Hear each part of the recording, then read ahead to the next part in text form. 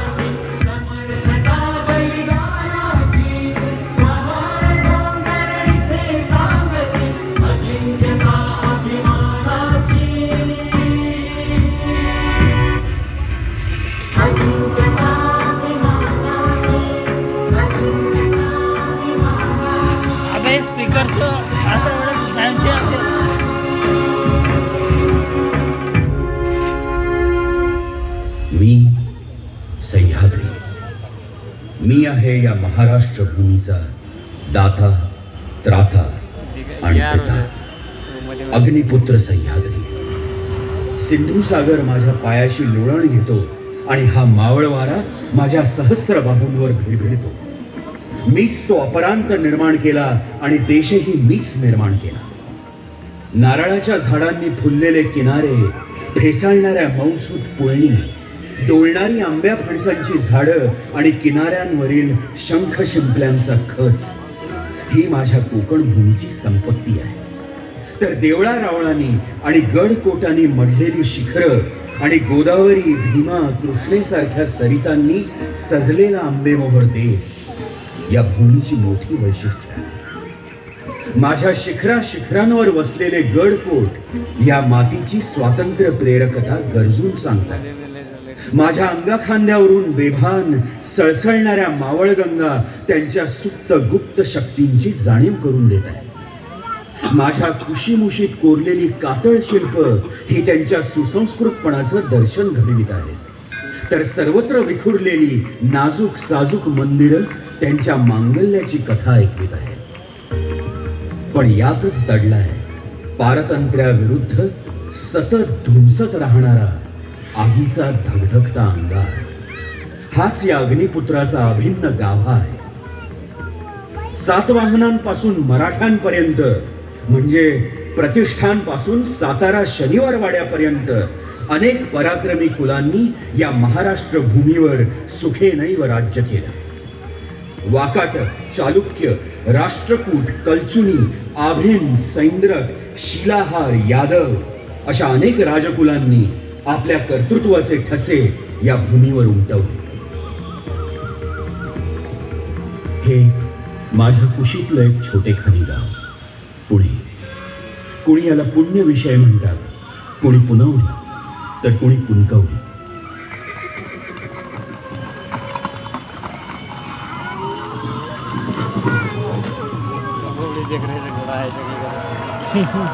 परंतु उन्मत्त आक्रमकांच्या लाटांनी माझ्या पुण्याची, या देवभूमीतील नंदनभूमीची पार राख रांगोळी केली. शेवटी माझ्याच कुशीतल्या शिवनेरी दुर्गावर जन्मलेल्या एका पोरानं ही भूमी स्वतंत्र केली. शालिवाहन शकाच्या 1551व्या वर्षी फाल्गुन वद्य तृतीयेला 19 फेब्रुवारी 1630 रोजी शहाजीराजे भोसले यांची पत्नी जिजाबाई यांना पुत्ररत्न प्राप्त झाले. मुलाचे नाव शिवाजी ठेवण्यात आले.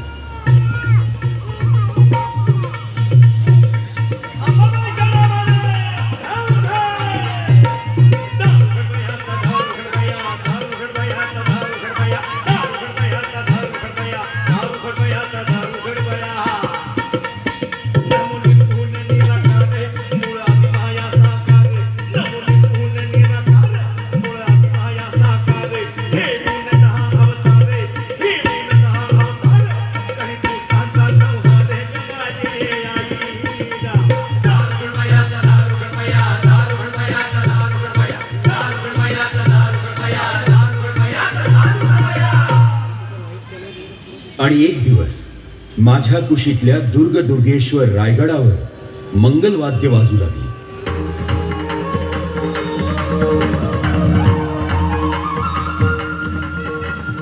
6 जून 1674चा तो मंगल दिवस अमृताचे कुंभ घेऊन उजाडला.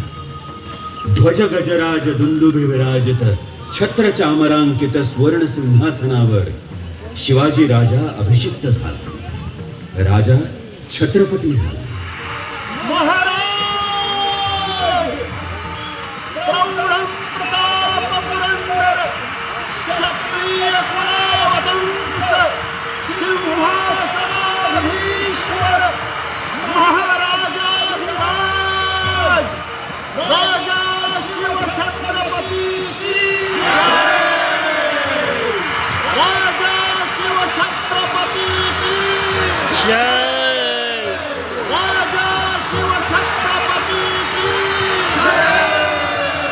स्वराज्याचं सिंहासन निर्माण करून 3 एप्रिल 1680ला शिवाजीराजे रायगडावर मृत्यू पावले. मुघल बादशाह औरंगजेबानं मग महाराष्ट्र वेढला. त्याच्या अपार बळाशी झुंजता झुंजता शिवाजीराजांची मुलं छत्रपती संभाजी आणि छत्रपती राजाराम काळाच्या उदरात खर्च झाले. उणीपुरी 26 वर्ष औरंगजेबानं महाराष्ट्रात थैमान घातलं. 20 फेब्रुवारी 1707 रोजी अहमदनगर लगतच्या भिंगारजवळ औरंगजेब मृत्यू पावला. मुघल गादीसाठी त्याच्या शहजाद्यांमध्ये यादवी सुरू झाली. या गदारोळात 18 वर्ष मुघल कैदेत असलेला संभाजीराजांचा मुलगा शाहू याला मुक्त करण्यात आलं. शाहूनं परत येऊन साताऱ्यात राजधानी थाटली. त्यानं बाळाजी विश्वनाथास पुढे आपला पेशवा केला. 2 एप्रिल 1720ला या बाळाजी विश्वनाथ पेशव्याचा सासवड येथे मृत्यू झाला. त्याच्या मृत्यूनंतर एका झंझावातानं मराठ्यांच्या पेशवाईची वस्त्रे परिधान केली. बुद्धीच्या पराक्रमाबरोबरच तो तलवारीचाही तालेवार होता. मराठा राज्य या पेशव्याच्या तलवारीच्या पराक्रमावर सुरक्षित झालं. शिवाजी राजांसारख्या गनिमी काव्याच्या जोरावर पेशव्यांनी शत्रूला धूळ चारली, दख्खनवर वर्चस्व मिळवलं आणि आपला मोहरा त्यानं उत्तरेकडे वळवला. आणि म्हणूनच उत्तराभिमुख राजकीय धोरणांचा तो जनकच मानला जातो. इसवी सन 1730च्या जानेवारी महिन्यात हा पराक्रमी पुरुष पुण्याच्या पांढरीवर उभा राहिला. हाच तो प्रसिद्ध पेशवा बाजीराव. चिमाजी अप्पा, जी श्रीमंत. या जागी एक वाडा उठवावा असा आमचा मानस आहे. होय श्रीमंत. छत्रपती शिवाजी महाराजांच्या वास्तव्याने पवित्र झालेल्या लाल महालातील मृत्तिका अत्यंत वंदनीय आहे. त्याच मृत्तिकेचं पूजन करून प्राची साधू आणि वाडा उठवू. पण रावसाहेब, वाड्याचं नाव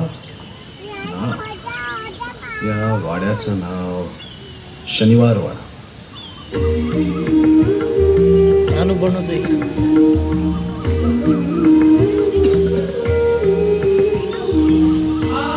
लोक आभार आहे सगळे.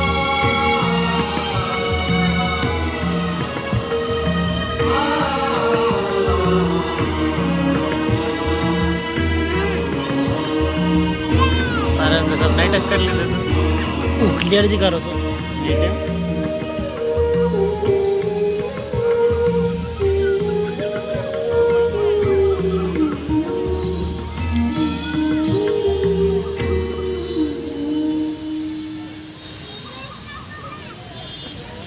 एवढा हा भव्य वाडा, केवढे अवाढव्य बुरुज, ही भक्कम तटबंदी. वाडा अगदी किल्ल्यासारखा शोभतोय. आणि हा दिल्ली दरवाजा. अरे ही नक्षी बघ, या रेखाकृती किती विलोभनीय आहे. हा गणेश दरवाजा. पेशव्यांच्या प्रसिद्ध गणपती महालाकडे जाण्याचा मार्ग याच दरवाजातून जातो. बाजीराव पेशवा अजिंक्य होता, अद्वितीय होता. मोहम्मद खान बंगेशाचा त्रास अनावर झाल्यावर छत्रसाल बुंदेलाने बाजीरावास सांगावा धाडला. जो गति ग्राह गजेंद्र की गति भई जानू आज, बाजी जात बुंदेल की राखो बाजी लाज. बाजीराव बंगेशावर चालून गेला आणि त्यानं बंगेशाचा पराभव केला. बाजीराव हा युद्धनिपुण शिपाई गडी, रांगडा तर होताच, पण कलेचा पुजारी आणि सौंदर्याचा उपासक देखील होता. या स्वारीत बाजीरावाला विजयश्री बरोबरच मिळाली, मस्तानी.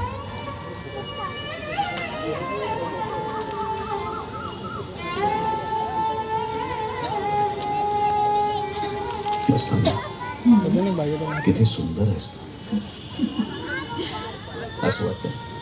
असं वाटतं जणू पौर्णिमेचा चंद्रच जमिनीवर उतरलाय. किती सुंदर नाचतेस तू. तुझ्या नृत्याची सर उर्वशी मेनकेच्या नृत्यालाही येणार नाही. मस्तानी, या गोकुळाष्टमीला दरबारात तुझा नाच हवाच.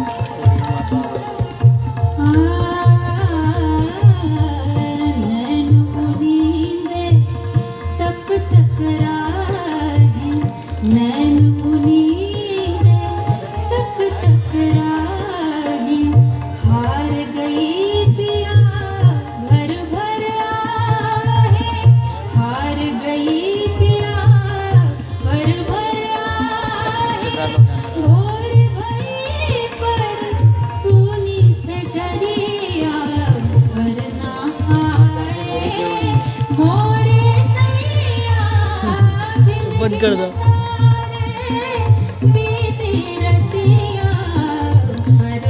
तो कैसा लग रहा है डांस गाइज?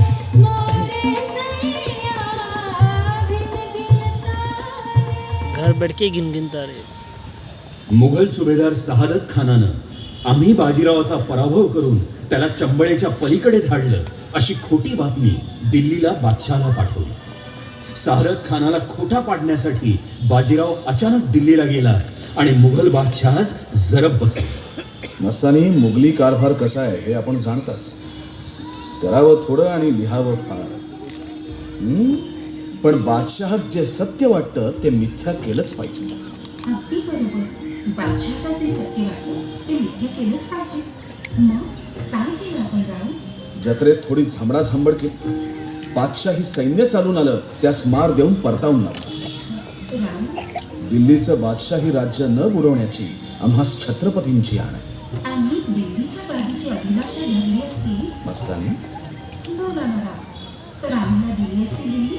मस्तानी, काय हे मस्तानी? बोला ना राव, दिली असती आम्हाला दिल्ली. मस्तानी, तुझी कुठली इच्छा आम्ही पूर्ण करणार नाही, पण राजाज्ञा म्हणजे ईश्वराज्ञा. दिल्ली बादशाही आणि आमच्या दहशतीच्या छायेत असलेली ही सारखीच, तुझी असल्यासारखीच आहे.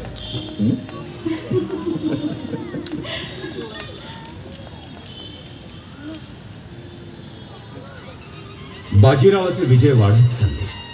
त्याच्या चढाईसमोर मुघल सैन्याची तारांबळ उडू लागली. धावपळीच्या लढाईत आपल्याला बाजीरावासमोर उभं राहता येणार नाही हे पाहून निजाम उलमुलकानं भोपाळच्या किल्ल्याचा आश्रय घेतला. आपल्या तोफा सज्ज करून तटाच्या आश्रयानं निजाम बाजीरावाची वाट पाहत राहिला. बाजीराव आलाच.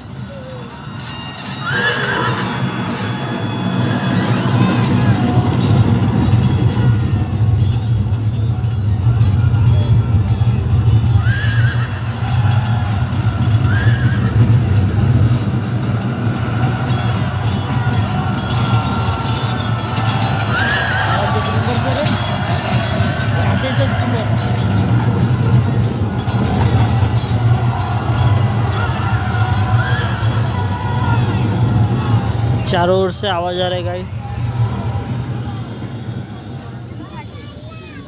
मराठा वीरांनो, आपल्या घोड्यांच्या टापांनी भयकंपित झालेल्या दिल्लीच्या पातशहानं आता या निजामाला रक्षणासाठी बोलावून घेतला.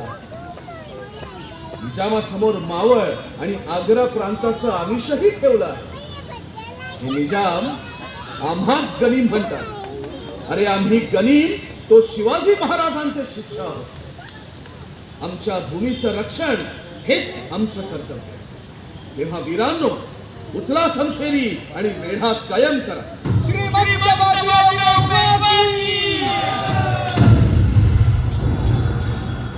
हुजूर आला. क्या बात है? हुजूर, बाजीराव का घेरा हमारी फौज को फंदे की तरह कसता जा रहा है. करना क्या है? अरे तोपे चलाओ और बाजीराव और उसके मराठा फौज को धुएं का गुब्बार में बदल दो. ये मुमकिन नहीं हुजूर. वो खंदकों के इतने नजदीक हैं कि तोपें चल ही नहीं सकती. और ये मरहट्टे तो गिद्ध की तरह अचानक धावा बोलते हैं. इस पर अब तो रसद भी ज्यादा नहीं बची. दखन से रसद का जो कारवां आ रहा था उसका क्या हुआ? बाजीराव के भाई चिमाजी अप्पा ने रास्ते में हमला बोलकर सारा लूट लिया. क्या? अब भूखे पेट हमारी सिपाही और कितने रोज लड़ पाएंगे हुजूर. और खाने की छोड़िए, कुछ रोज ये घेराबंदी और चली तो पानी की भी किल्लत हो जाएगी. या अल्लाह. हुजूर, हुजूर कोई ऐसा मोहरा चलिए कि बाजीराव की बात हो. नहीं तो निजाम शरण गेला. भोपाळच्या किल्ल्यावर निर्णायक विजय बाजीरावानं मिळवला. बाजीरावाच्या विजयाच्या दुंदुभी उत्तर हिंदुस्थानात गरजू लागल्या.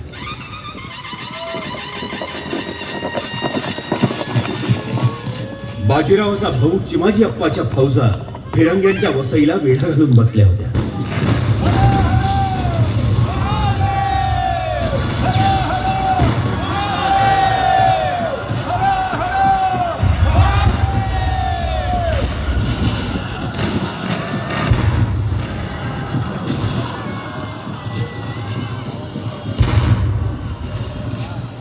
इसवी सन 1739 सालचा मे महिना. सुरुंग उडवून लोकांनी कोटावरी चालवून घेतले.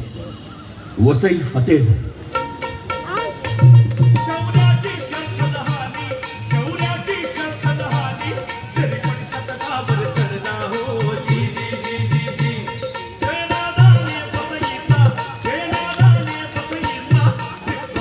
राहते को के मस्त दिखाओ सर.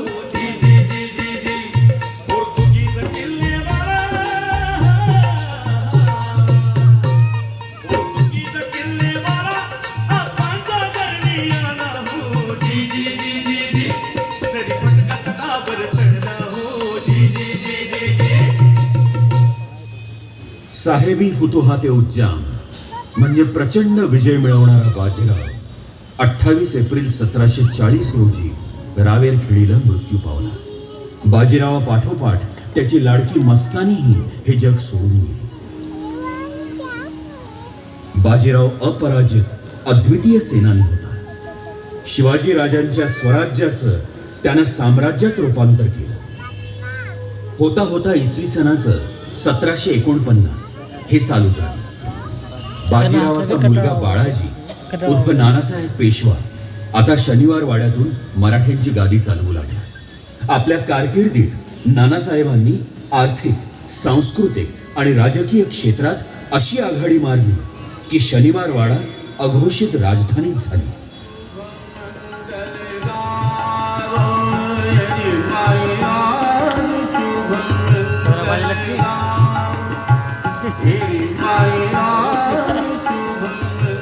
आपल्या कारकिर्दीत त्यानं पुण्याच्या पाणी पुरवठ्याची समस्या सोडवली. लाकडी पूल बांधला आणि अनेक उद्यानं उभारली. देशाच्या कानाकोपऱ्यातून गायक, वादक, नर्तक, कलाकार चोखंदळ पुणेकरांची दाद मिळवण्यासाठी पुण्याकडे येऊ लागले आणि पुणे त्यांच्या नृत्य गायन संगीतानं निनादून गेले.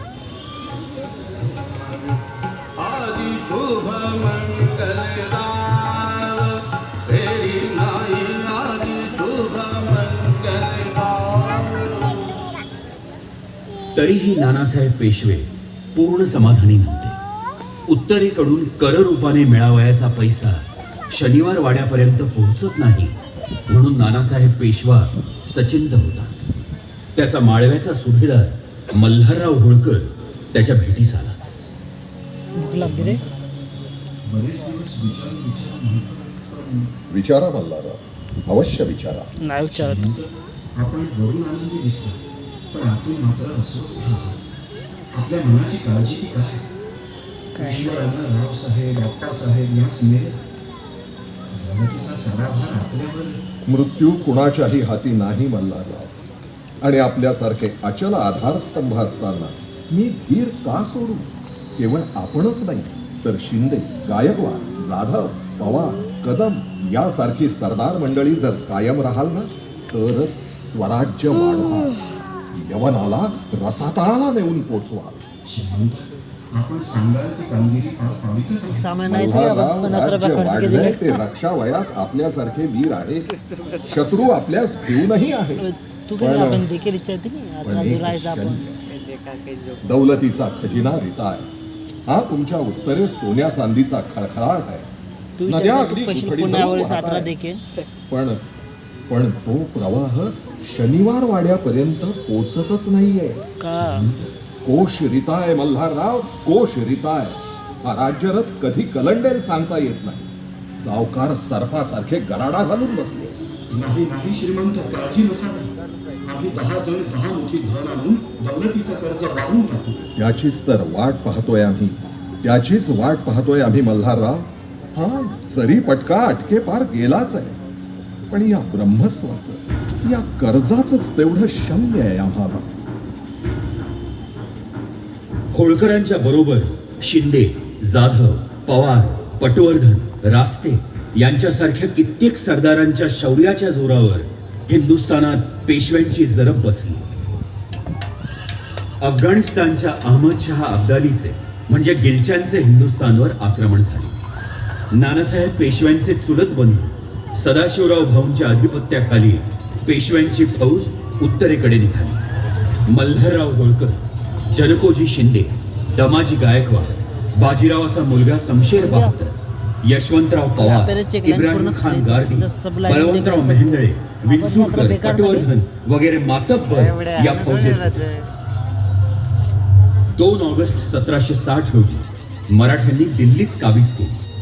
मुघली तख्तावरचं चांदीचं छत भाऊसाहेब पेशव्यांनी काढलं. 14 जानेवारी 1761 रोजी पानिपत जवळ मराठी फौजांची गाठ गिलच्यांची पडली. एकच रणधुमाळी झाली.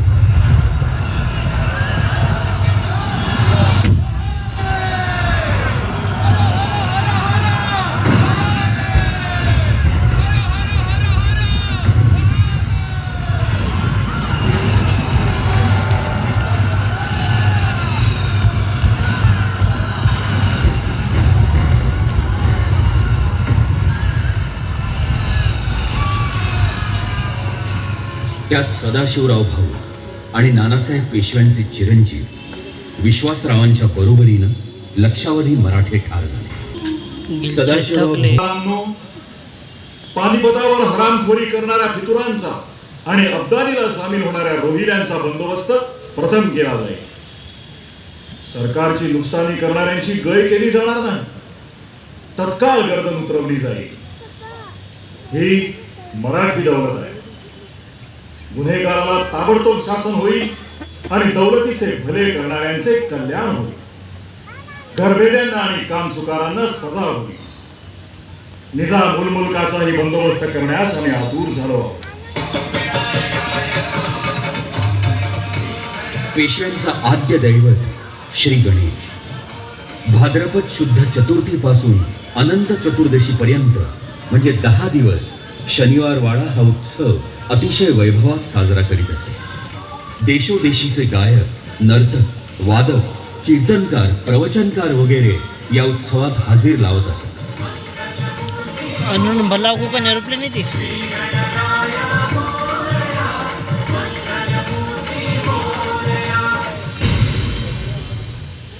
माधवराव पेशव्यांचा कारभार कडक होता. पेशवा निग्रही होता. त्याच्या कारभारामुळे पानिपतच्या पराभवाची कोणतीही नामुष्की मराठ्यांवर शिल्लक राहिली नाही.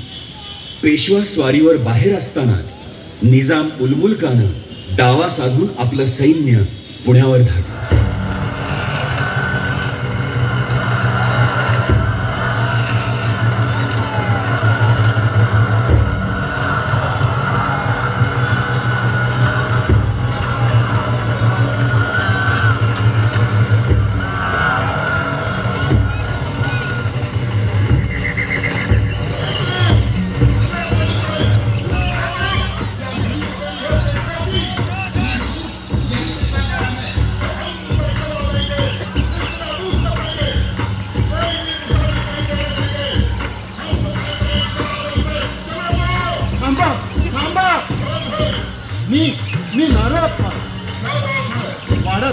नका हुजूर. नाही नाही, मी हा शेळा पसरतो. काय मागाल ती रक्कम देतो, पण वाडा जाळू नका हुजूर. हो हो, सांगाल ती रक्कम सरकारात भरतो, पण वाडा जाळू नका. एवढी भीक घाला हुजूर.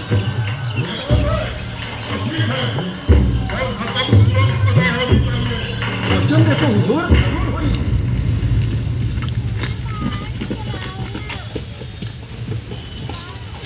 श्रीमंत श्रीमंत काय रे, काय झालं? लुटलं जमानं श्रीमंत, काय? धर्म बुडाला श्रीमंत, निजामानं संहार मानला, रयतेस उपद्रव दिला, कौल देऊन विश्वासघात केला.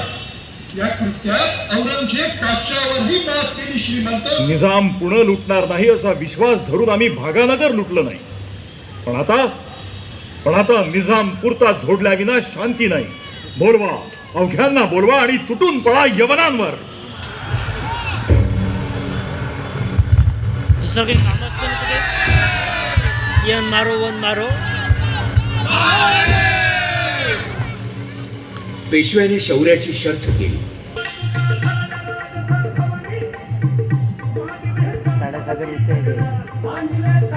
बंद कर ना आता. दुसरं वस्तू 8:30 नेतो. 8:30